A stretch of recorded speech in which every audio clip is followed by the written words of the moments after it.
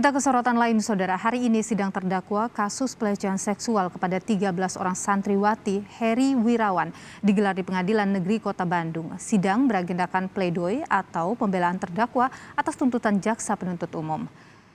Heri dan kuasa hukum membacakan poin pembelaan atas tuntutan yang diberikan di hadapan majelis hakim. Sidang beragendakan pledoi atau pembelaan terdakwa atas tuntutan jaksa penuntut umum. Sebelumnya, Saudara, dalam sidang tuntutan Selasa pekan lalu, Heri Wirawan dituntut hukuman mati serta kebiri kimia.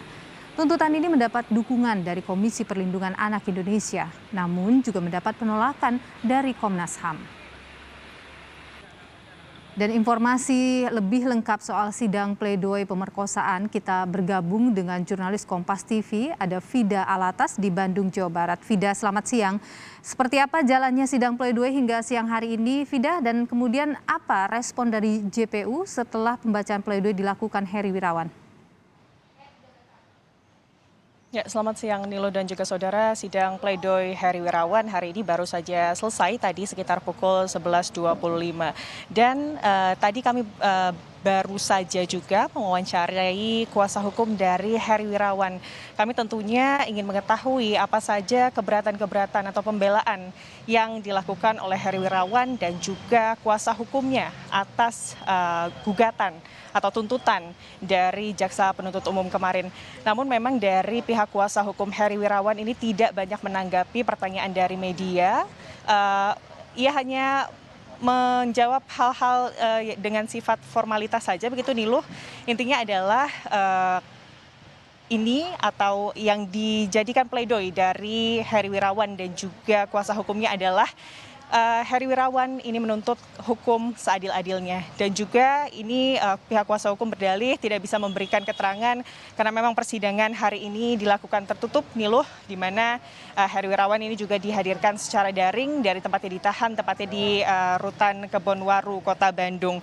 Namun kalau kita melihat ke belakang, sebetulnya jaksa penuntut umum ini kemarin juga memberikan tuntutan begitu dengan tuntutan terberat, yakni hukuman mati dan juga kebiri kimia.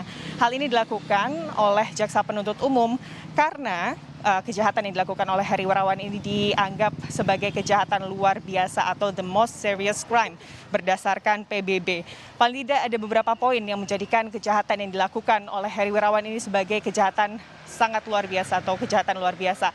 Yang pertama karena perbuatan Heri Wirawan ini merupakan pelecehan seksual atau kejahatan seksual, lalu juga kejahatan yang dilakukan oleh Heri Wirawan ini dilakukan secara sistematis dan juga terus-menerus. Seperti yang kita ketahui Niluh dan juga saudara, kejahatan ini dilakukan oleh Heri Wirawan dalam kurun waktu paling tidak 6 tahun, sejak tahun 2016 hingga tahun 2021 kemarin. Paling tidak ada 13 korban yang ditangani dalam sidang ini, di mana dari ke-13 korban tersebut 8 orang ini sampai hamil dan ada 9 anak yang lahir dari 8 korban tersebut. Lalu poin selanjutnya, kejahatan ini juga dilakukan kepada anak-anak dan juga di bawah kekuasaan, di mana korban dalam kondisi tidak berdaya. Karena korban dari Heri Wirawan ini seluruhnya merupakan anak didik yang belajar di dalam pesantrennya yang usianya ini dari rentan usia 14 hingga 16 tahun. Mereka ini merupakan anak-anak yang belajar secara gratis di yayasan terdakwa. Lalu juga alasan selanjutnya ini, terdakwa menggunakan simbol-simbol agama dan juga pendidikan untuk memanipulasi para korbannya. Dua alasan lainnya adalah perbuatan terdakwa tidak hanya berpotensi membahayakan korban secara fisik, di mana ada potensi kesehatan korban yang terganggu akibat kehamilan usia dini, lalu juga ada potensi kanker serviks yang bisa dialami korban dan juga HIV/AIDS, namun juga berdampak pada kesehatan psikologis dari ke-13 korbannya. Perbuatan terdakwa ini juga berpotensi menimbulkan kerugian ganda bagi korban, keluarga korban, dan juga anak-anak korban, baik secara psikologis maupun secara ekonomi. Sebetulnya yang diajukan oleh jaksa penuntut umum ini tidak hanya hukuman mati dan juga kebiri kimia, Niluh dan juga saudara, namun juga ada beberapa hukuman yang diajukan atau dilayangkan atau tuntutan yang dilayangkan oleh jaksa penuntut umum.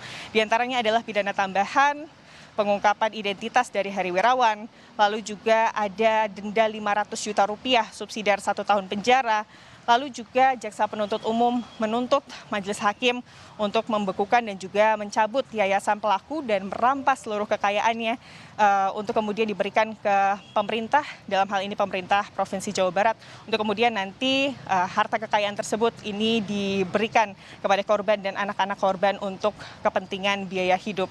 Dan dari sidang pledoi ini, Niluh dan juga saudara, jaksa penuntut umum ini mengajukan replik kepada majelis hakim yang rencananya ini akan dilakukan pada minggu depan, tepatnya hari Kamis pada 27 Januari mendatang, Niluh.